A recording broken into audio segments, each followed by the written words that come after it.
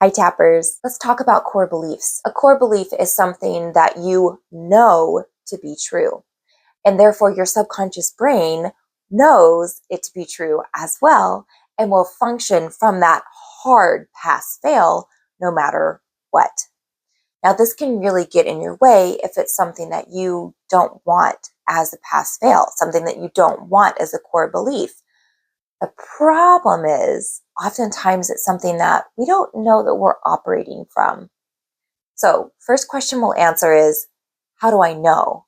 How can I find this out? Chances are, if you don't have everything in life that you want, there's a reason behind it that your subconscious brain is protecting you from discovering. And what I mean is, most core beliefs that we don't want are something along the lines of, I'm not good enough, I'm not worthy, I'm not lovable. Those are three that pop up a lot. So even just starting there and seeing how true those feel could cut a lot of discovery time out for you. So let's say you discover, oh, I'm not good enough. That's what I feel is true for me. Now what? Now you get to start asking yourself every time you feel like you're being judged, like you feel like you've got this pass fail happening in your life, asking yourself, is this because I'm trying to prove whether or not I'm good enough in this moment? Because when we don't feel good enough and we're trying to feel good enough, we're going to find instances. Our subconscious brain is going to say, aha, here's an opportunity. Oh, here's an opportunity. And then we're going to try to prove in that moment that we're good enough, right?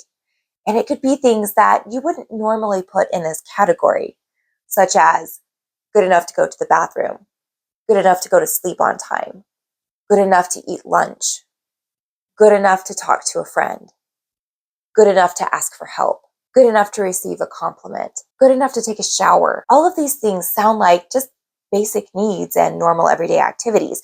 And I'm not saying that you don't do them. The question is, in what emotion do you do them? Do you make yourself wait to go to the bathroom and say, nope, I've got to finish this first. I've got to finish this thing so I can go to the bathroom in 10 minutes to prove that I am good enough to go. So what about when you have a really big goal and you're having trouble reaching it?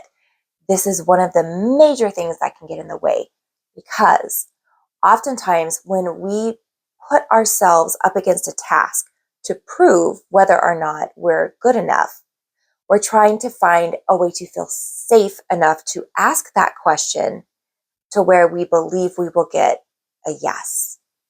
And with big stuff, that's really, really risky. Little things, yeah, we're likely to get a yes. I can work hard enough to get permission to go to the bathroom. I can work hard enough to get permission to go to sleep on time sometimes. But permission to have my dream home, permission to have my dream car, permission to have my dream relationship, those may be harder yeses. I better not ask that yet.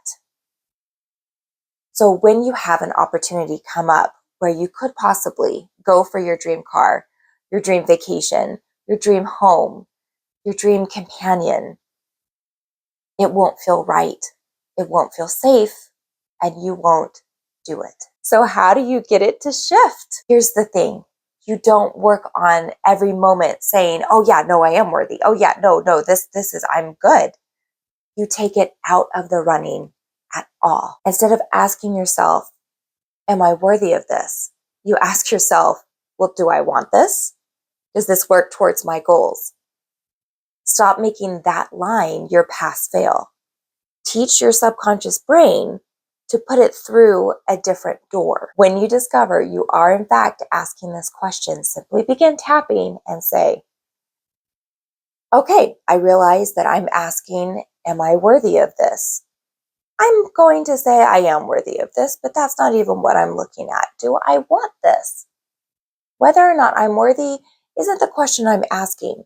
The question I am asking is, do I want to put in the work to make this happen? Do I want to put in the change in order to make this happen?